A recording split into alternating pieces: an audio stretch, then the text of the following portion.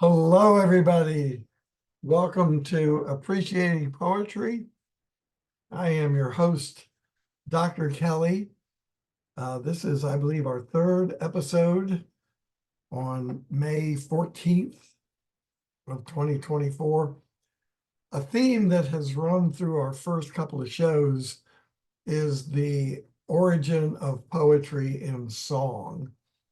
And I always mention that poetry and song diverged sort of optionally, uh,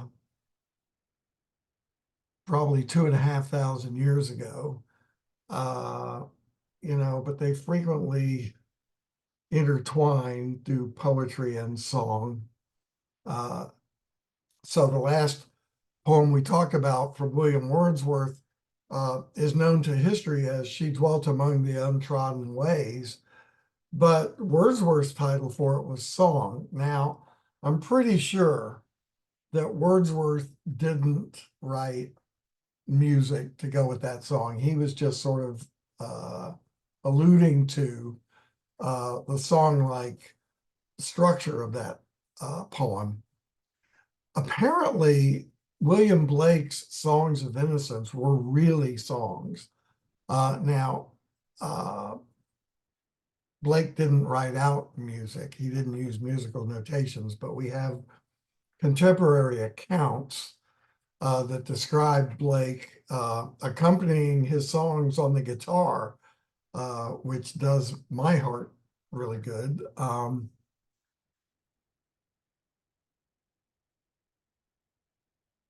And so he's just a real Renaissance man, 300 years after the Renaissance. He lived in the late 18th, early 19th centuries, roughly contemporary with Wordsworth. Uh, so not only was he a great poet and apparently a songwriter, but also a visual artist of the first rank. Now, he had a day job doing engravings at the Royal Academy in London. So that was the only way to reproduce pictures in those days. So highly skilled technicians would engrave on metal plates in order for paintings to be reproduced in books. I have to mention, however, that Blake invented a process for engraving on copper plates that had a coating. He would engrave and then would douse the plates in acid to remove the coating. The acid would etch into where the coating wasn't, and he would print from this. I'm not fully informed of the technical ins and outs of this process, but he invented it. And so he would print from a plate and then he would add watercolor. So he would sew these pages together and make these little books, these little art books. And I think one of the really significant things is that he didn't use movable type. And so the image and the words, well, here's the poem we're going to talk about in just a minute. See, so the image and the words combine. So we're looking at Songs of Innocence. And here's this tree that's just blooming into life. And beneath the tree is this rather sedate picture of a woman seated in full profile with a couple of children at her knee. And I think the woman is showing a book to these children.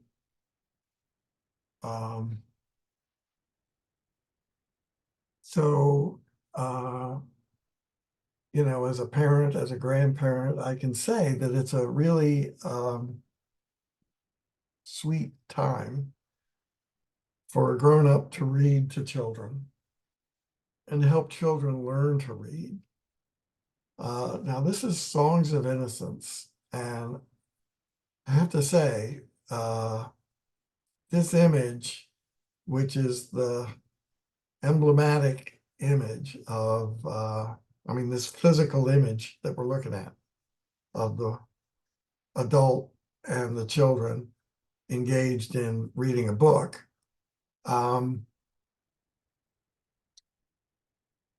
really represents a very strong critique of some of the darker sides of Christianity. Blake was baptized and married and buried in the Anglican congregation, but he didn't go to church regularly. In fact, he didn't go to church at all. And so, like many Protestants in the world, it was pretty much Blake and his Bible. And one thing that Blake strongly opposed, apparently, was the doctrine of innate depravity, the doctrine of original sin. In a sense, one interpretation of Christianity would have it that there really is no such thing as innocence, that everyone is guilty. Innocence means guiltless. Everyone is guilty from birth or from conception, that we all inherit the sin of Adam. But here we have Songs of Innocence, and the thesis of this book and its sequel, Songs of Innocence and Experience, is that innocence and experience are bound up with each other, that innocence needs experience. A baby's born, it won't survive the night unless somebody with experience with taking care of kids takes care of that baby. So here we have an experienced adult who knows how to read, reading with children who are probably just learning how to read. So I want to look at the last line or the last two stanzas of the introductory poem to Songs of Innocence. This is called Introduction. And the last two stanzas are, Piper, sit thee down and write in a book that all may read. So somebody is issuing a command to a piper and telling him to write a book so that all may read. I really like the may read. All are able to read, except that not everybody is able to read, right? Little kids can't read yet. So the emphasis on the may is that all are allowed, all are permitted to read. And it strikes me that that's a very democratic idea, that the piper's going to sit down and write a book, and everybody is enabled, permitted, indeed encouraged to read the book. And the person who issues this command, sit down and write a book, vanishes. Now, writing is technology. And the speaker says, I plucked a hollow reed and I made a rural pen and I stained the water clear. Oh, so language here is very interesting, right? He's creating writing instruments. He's creating a pen and ink. I plucked a hollow reed and I made a rural pen and I stained the water clear. What strikes me is this word choice, plucked, which is a violent act, and it's a euphemism for the loss of virginity, perhaps even rape. I plucked a hollow reed, so I committed this little act of violence against Mother Nature, and she I don't think she's offended by that, but this is experience. You have to break some eggs to make an omelet. You have to pluck a reed to make a pen. I mean, that's what technology is. Technology is a transformation of nature in order to gratify human needs. And I made a rural pen and I stained the water clear, plucked and stained. Stained is a word that has very strong connotations of pollution, of contamination, indeed of sin, so that uh, in the Christian tradition, people speak of the stain of sin, the stain of actual sin, bad acts that people commit, but also the stain of original sin that makes people innately depraved, that we've inherited this stain from Adam. So I stained the water clear. Very interesting phrase. I stained the water clear. So I stained the clear water so that you could see the ink, so that I wasn't writing in invisible ink, just water. I also stained the water clear. I made the water clear by staining it. I could write clearly with this ink that I've invented in order to write my happy songs. Every child may joy to hear. So in a book that all may read, now kids can't read yet, but every child may joy to hear the reading of the book. And if the book is a book of songs, then every child will hear the song. And one reason why there's songs is that we can reproduce them easily. We can learn the song and we can sing the song. And I delight to hear my 3-year-old granddaughter sing these garbled versions of the alphabet, or Let It Go from Frozen. Every child may joy to hear them, but only if an adult, right, is singing it. Now, once they've learned the song, and they can certainly learn from their peers, but innocence and experience is not good and evil. And so Blake believes that children are guiltless, and that a lot of acts that we adults accuse each other of as being guilty are in fact guiltless. I plucked a hollow reed, I stained the water clear, but thereby I could write my happy songs every child may joy to hear. So ideally, and indeed quite realistically, when we look at this picture, innocence and experience are related. They're not antagonistic. They're supportive of each other. Now, how innocence might support experience, we'll talk about that later when we learn something about experience, but we're focused here on the introduction, just the introduction to innocence. Now, with Blake, the poem, the words, and the images, the physical images of the artwork support each other. So Songs of Innocence, and I can see this tree of life here, but when you see this rather sedate image, very, very, very calm, it means more than just Songs of Innocence if we saw that in typography. What we see here is a relation of innocence with experience, and innocence can't live, it certainly can't thrive without experience. Somebody has to have experience.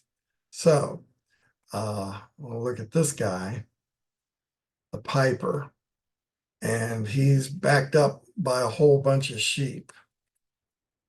So this is a traditional setting in literature. It's the setting of David the shepherd who sings the Psalms.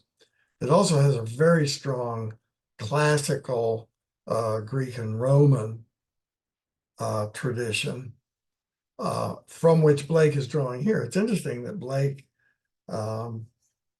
who professed to be a Christianity, albeit quite a dissenting one, pictures the shepherd not like the good shepherd of many depictions of Jesus, in which Jesus is carrying a sheep, maybe on his shoulders. But here, this guy is backed up by a whole bunch of grown-up sheep who are grazing very sheep-like. What makes it classical is this musical instrument that looks like a big oboe. It's called a pipe.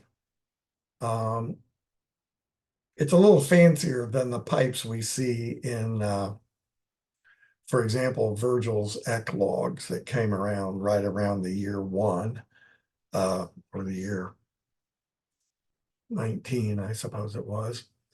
So this very famous Roman poet Virgil wrote a book of poems that are set in this pastoral setting, the setting of the pasture where the sheep are feeding and the shepherd is taking care of them.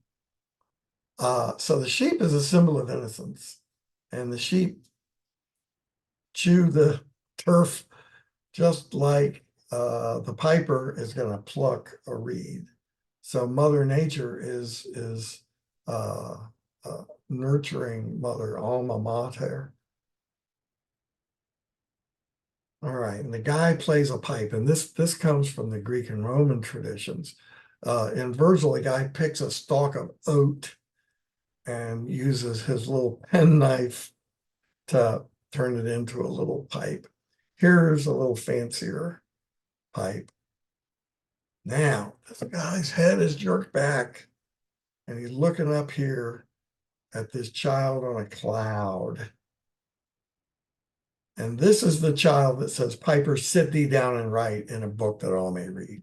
So this is a very bossy little kid.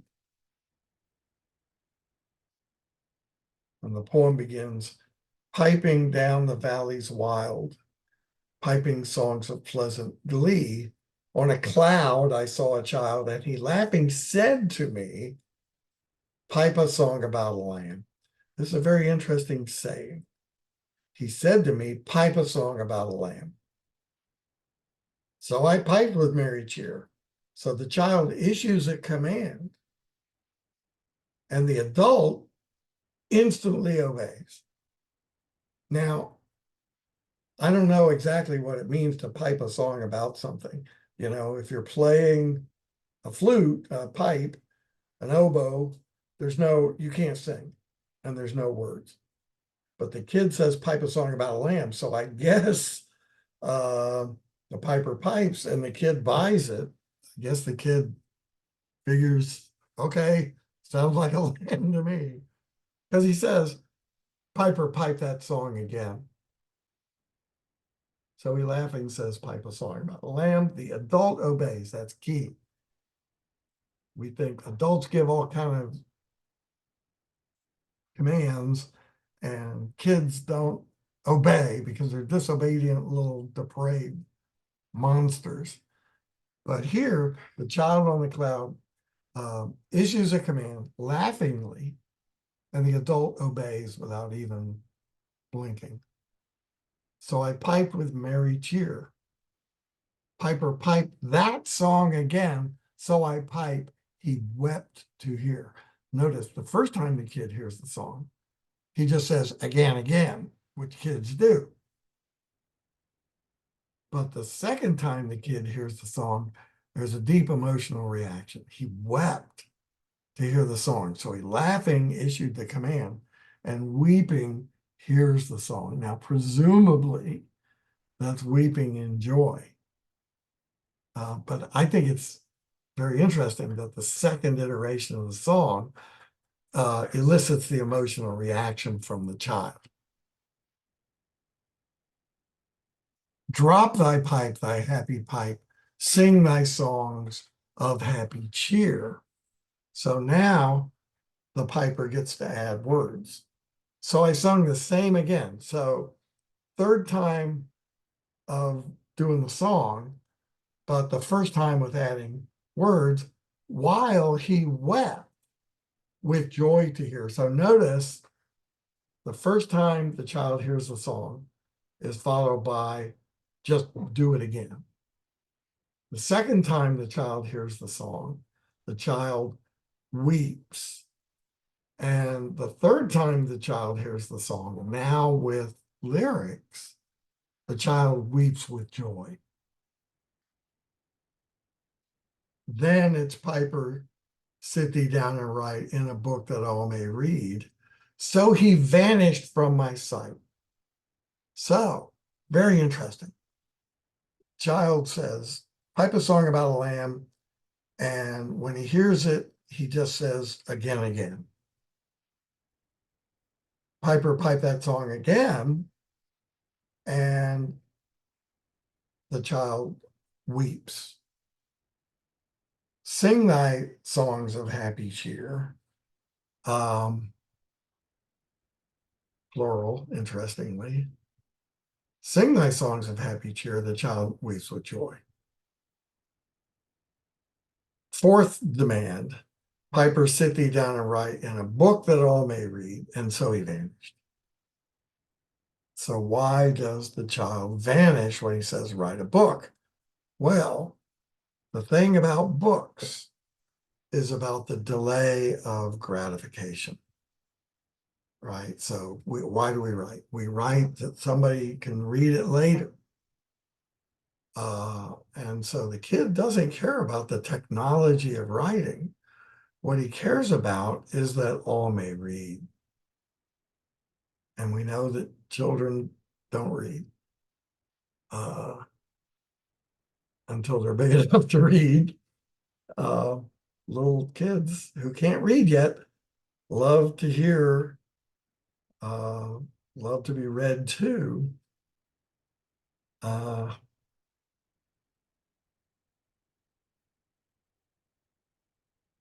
so one, it's boring to watch somebody write. Who wants to see that? Two, writing is technology. Writing involves plucking and staining, and the kid doesn't need to be there for that. Doesn't want to be there for that. And so he vanishes. Now, what is this child on the cloud? And I can tell you that lots of people have made jokes like, what was in that pipe, Shepherd? Um,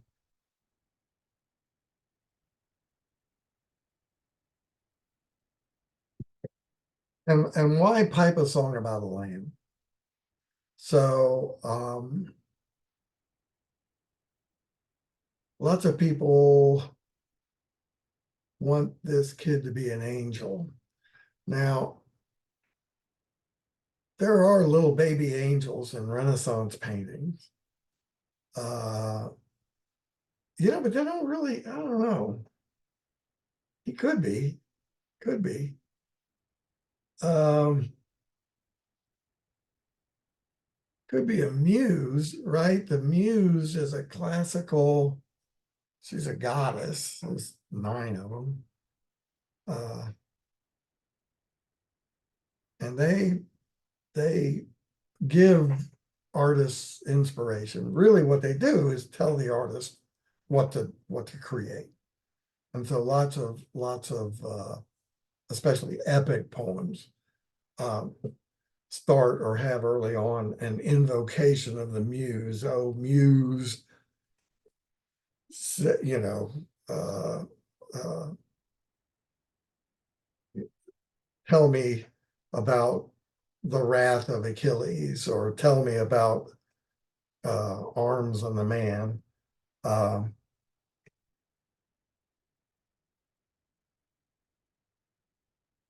I mean, he's definitely more than just a child. I mean, these kids have their feet on the ground. This kid's up in a cloud. Um, Now, if you're uh,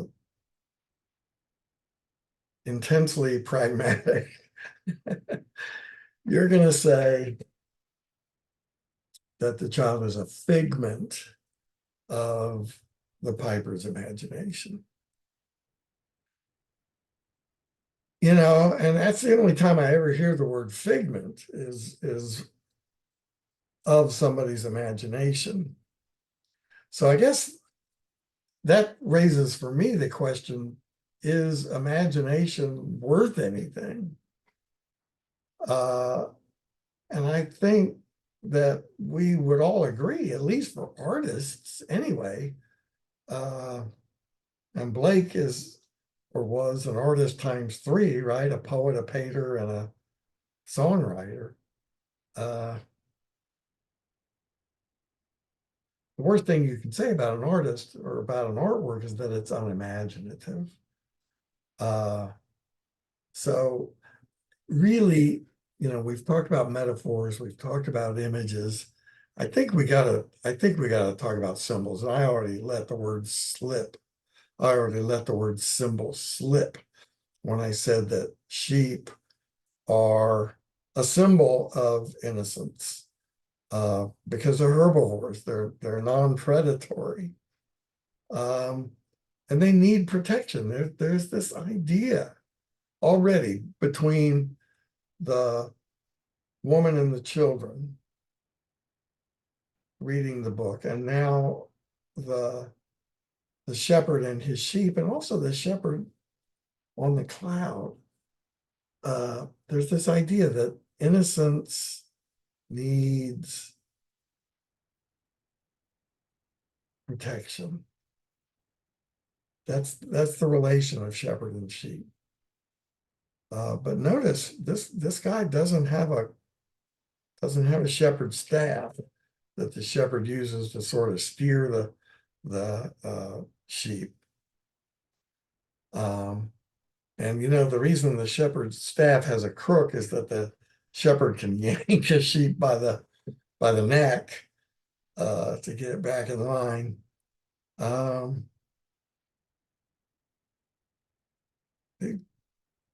These sheep seem to be following the guy pretty uh, willingly. But the really important point, and this is where I'm going to leave it, is the child gives the orders.